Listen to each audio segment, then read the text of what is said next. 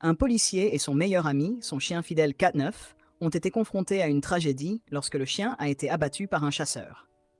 Mais ce qui s'est passé lorsque l'affaire a été portée devant les tribunaux a laissé tout le monde dans la salle, complètement stupéfait.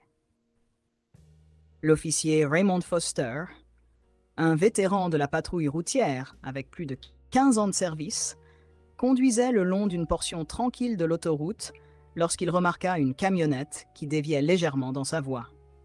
Le mouvement erratique du camion ressortait dans une journée par ailleurs sans incident, ce qui poussa Raymond à allumer les lumières clignotantes de sa voiture de patrouille. Le camion ralentit pour s'arrêter sur le bas-côté de la route, ses pneus crissant contre le gravier. Raymond se gara derrière, sortant de sa voiture de police avec une démarche mesurée. Son uniforme était impeccable, et son attitude professionnelle, un reflet de ses années dans l'application de la loi. Il ajusta sa ceinture utilitaire en s'approchant de la fenêtre côté conducteur. L'occupant, un homme robuste d'une trentaine d'années avec une barbe broussailleuse et une peau tannée par le soleil, le regarda avec des yeux plissés. Un gilet de chasse ornait sa poitrine et un fusil reposait nonchalamment sur ses genoux. Les instincts aiguisés de Raymond lui disaient que cette rencontre ne serait peut-être pas simple. Pourtant, il garda son calme habituel. Il tapa légèrement sur la fenêtre, incitant le conducteur à la baisser. L'homme obéit, bien qu'avec une réticence évidente, l'odeur de gibier frais s'échappant par la fenêtre ouverte. L'officier le salua, se présentant et expliquant la raison de l'arrêt. L'homme s'identifia comme Henry Clayton, affirmant qu'il était un chasseur revenant d'une sortie réussie. Henry adopta un ton sec et son langage corporel était méfiant. Raymond remarqua l'équipement de chasse et le fusil, mais garda son calme. Il expliqua qu'il devait effectuer une vérification de routine pour s'assurer que le permis de chasse de l'homme était en règle et pour inspecter le contenu du véhicule. C'était une procédure standard pour les situations impliquant des armes à feu visibles et un éventuel transport de gibier. Mais la réaction de Henry fut immédiate et défensive. Son expression s'assombrit alors qu'il s'appuyait contre le dossier de son siège. « Vous n'avez pas le droit de fouiller mon camion », dit-il sèchement, sa voix teintée d'irritation. « Je ne fais rien d'illégal. » Malgré l'hostilité, Raymond garda son ton stable. Ses années d'expérience lui avaient appris que la désescalade était souvent la meilleure solution. « C'est une procédure standard, monsieur, » dit Raymond, sa voix calme et rassurante. « Si tout est en règle, vous serez rapidement sur votre chemin. » Mais Henry ne voulait pas coopérer. Sa main se crispa sur le volant, et son froncement de sourcils s'intensifia. « C'est ridicule, » marmonna-t-il. « Je vous ai déjà dit que je revenais de la chasse. Il n'y a rien à voir ici. » Raymond resta ferme, répétant sa demande de voir le permis de chasse de Henry. Mais au lieu de se conformer, Henry laissa échapper un rire méprisant, son ton passant de défensif à arrogant. « Vous voulez vraiment perdre votre temps avec ça ?» demanda-t-il moqueusement. « Très bien, je vais vous faciliter la tâche. Oui, je prends de la drogue.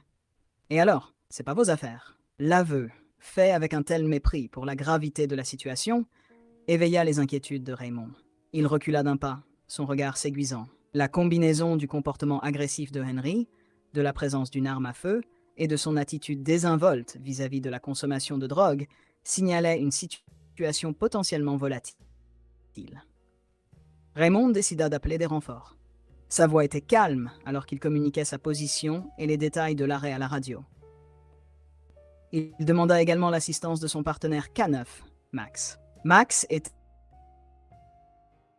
son fidèle compagnon depuis Penny, un chien hautement entraîné avec un bilan impeccable dans la détection de substances illicites. Le lien entre Raymond et Max était indéfectible, construit sur des années de confiance et de travail d'équipe.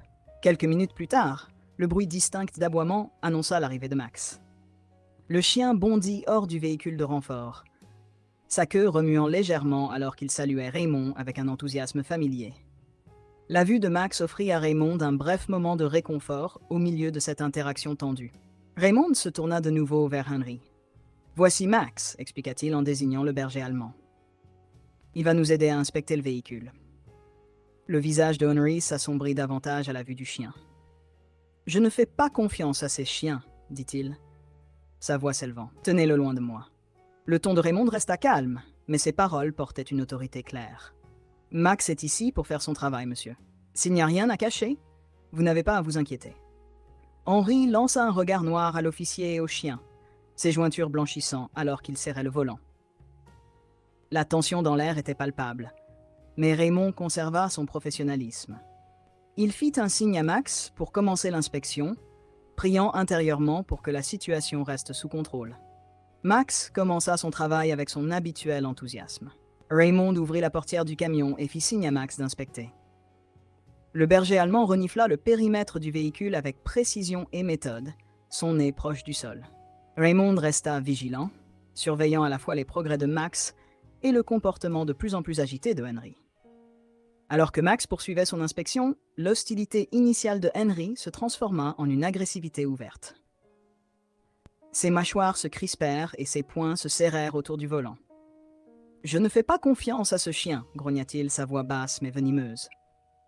Ses yeux allaient et venaient entre Raymond et Max, son irritation visible. Raymond resta calme mais ferme. « Max est là pour nous aider. C'est une procédure standard. Si vous n'avez rien à cacher, vous n'avez aucune raison de vous inquiéter. » Le regard de Henry s'intensifia et sa voix monta d'un ton. « Je vous préviens, gardez ce cabot loin de moi. » Ignorant les protestations de Henry, Max continua sa recherche. Près de la roue arrière, il se figea, ses oreilles dressées. Ses aboiements éclatèrent dans le silence tendu, fort et insistant, signalant qu'il avait détecté quelque chose de suspect. Raymond tourna son attention vers la position de Max, reconnaissant l'urgence dans ses aboiements. Ses années de travail avec Max lui avaient appris à lire ses signaux avec précision. Il se tourna vers Henry, parlant d'une voix égale mais autoritaire. « Sortez immédiatement du véhicule, monsieur. » Henry resta immobile sur son siège, son expression s'assombrissant encore. « Je ne vais nulle part », cracha-t-il, sa voix teintée de défi. Raymond fit un pas en avant, sa main proche de son holster. « Monsieur, c'est un ordre légal. Sortez du véhicule immédiatement, ou je serai contraint de vous en extraire. » Henry semblait peser ses options. Puis, dans un mouvement brusque, il saisit le fusil posé sur ses genoux, et avec des gestes nerveux, il le pointa directement sur Max, toujours en train d'aboyer près de la roue arrière. « Éloignez votre chien, ou je vais tirer !» hurla Henry, sa voix craquant sous la tension. Ses mains tremblaient légèrement alors qu'il serrait le fusil. Raymond sentit l'adrénaline monter, mais son entraînement lui permit de garder son sang-froid.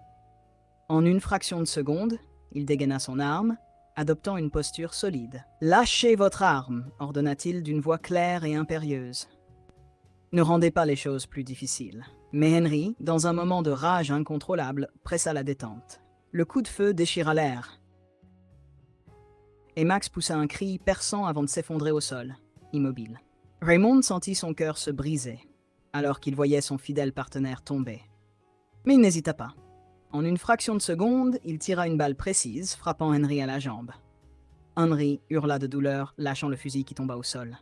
Raymond s'approcha rapidement, rangeant son arme et immobilisant Henry en lui passant les menottes.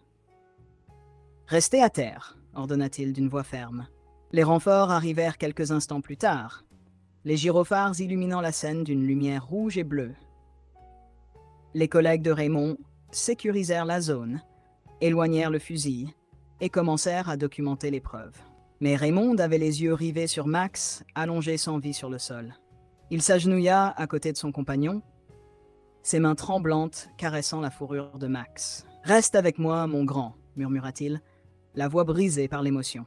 Mais il savait déjà que Max ne reviendrait pas. Le poids de la perte était insupportable, mais Raymond savait que son devoir n'était pas terminé. Il se redressa, les mâchoires serrées, et se tourna vers le véhicule de Henry. Ses collègues, suivant les indications de Max, fouillèrent près de la roue arrière et découvrirent un compartiment dissimulé. À l'intérieur, ils trouvèrent un paquet soigneusement emballé. 1 kilo de drogue, confirma un des officiers, en brandissant la preuve. Raymond hocha la tête, le regard dur. Même dans ces derniers instants, Max avait fait son devoir. Henry, maintenant immobilisé et recevant un garrot pour sa blessure, lançait des regards furieux autour de lui. « Vous m'avez tiré dessus », cracha-t-il, le ton mêlant colère et douleur. Raymond ne répondit pas. Sa douleur était bien plus profonde que les mots de Henry ne pourraient jamais l'atteindre.